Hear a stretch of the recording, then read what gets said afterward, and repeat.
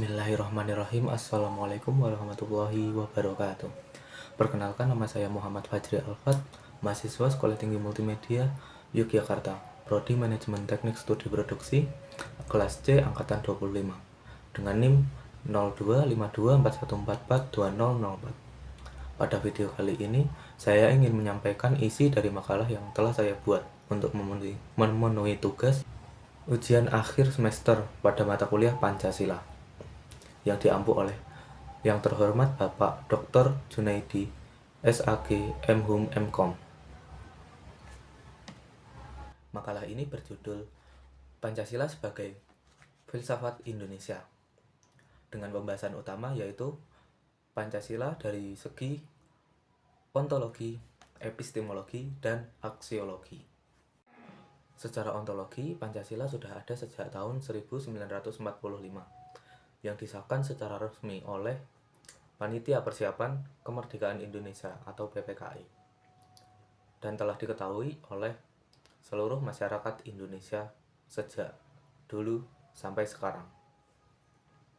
Lalu secara epistemologi Pancasila itu seperti bertanya, bagaimana cara kita yakin bahwa Pancasila itu cocok dan benar untuk warga negara Indonesia. Pancasila itu kita yakini benar melalui 4 cara belajar yang biasa kita lakukan dalam hidup, yaitu yang pertama, belajar dari pengalaman atau empiris. Kita lihat, kita rasakan, maka kita percaya. Kita yakin Pancasila benar karena kita melihat bukti dalam sejarahnya. Misal, kenapa kita harus bersatu? Karena kita tahu dari pengalaman nenek moyang kita, kalau kita berantem dan tercerai-berai, kita pasti dijajah dan kita lemah. Pengalaman pahit itulah yang mengajarkan kita bahwa persatuan itu benar-benar berhasil. Lalu yang kedua, belajar dari akal sehat atau rasional.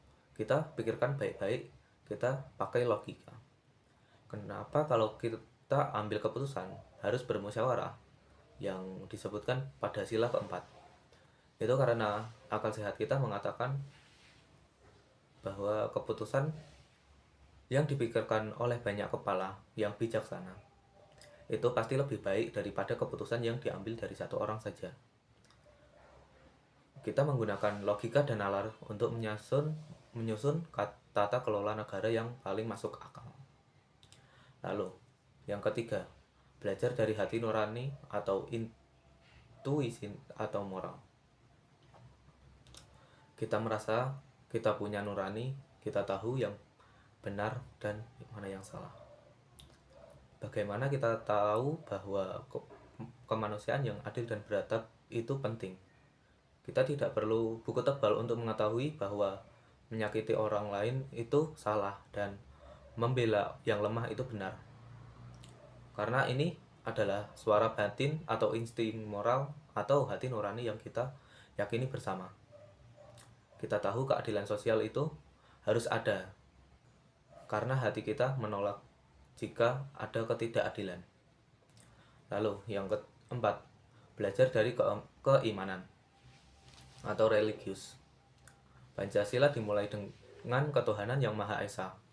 Itu berarti semua pengetahuan kita, pikiran, perasaan, dan pengalaman harus berlandaskan pada keimanan. Keimanan adalah kompas utama untuk memastikan akal kita tidak sesat dan pengalaman kita tidak egois. Kita tahu kebenaran tertinggi itu ada di luar jangkauan logika manusia, dan itu menuntun kita.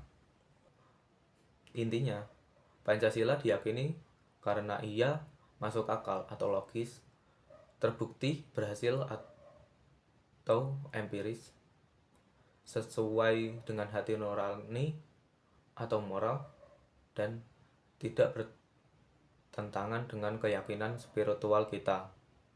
Itulah cara kita sebagai manusia, terutama sebagai warga negara Indonesia, untuk memegang teguh kebenaran Pancasila. Kemudian dari segi aksiologi, tujuan akhir dari nilai Pancasila adalah mencapai kesejahteraan lahir dan batin bagi seluruh rakyat Indonesia. Tujuan ini dirangkum dalam alinea keempat pembukaan Undang-Undang Dasar Negara Republik Indonesia tahun 1945, yaitu melindungi segenap bangsa Indonesia dan seluruh tumpah darah Indonesia dan untuk memajukan kesejahteraan umum, mencerdaskan kehidupan bangsa, dan ikut melaksanakan ketertiban dunia yang berdasarkan kemerdekaan, perdamaian, abadi, dan keadilan sosial. Secara aksiologi, Pancasila adalah sistem nilai yang bertujuan untuk membentuk manusia dan masyarakat Indonesia yang berketuhanan, berkemanusiaan, bersatu, berkerakyatan, dan berkeadilan. Kesimpulannya, Pancasila sebagai sistem filsafat Indonesia memiliki 3 dimensi utama, yaitu ontologi, sudah ada dan sudah diyakini oleh seluruh warga negara Indonesia sejak dahulu. Lalu epistemologi, menegaskan bahwa kebenaran Pancasila diperoleh melalui sistematis 4 sumber pengetahuan, empiris, rasional, intuitif, dan religius, yang terpadu dan terbukti efektif dalam praktek bernegara.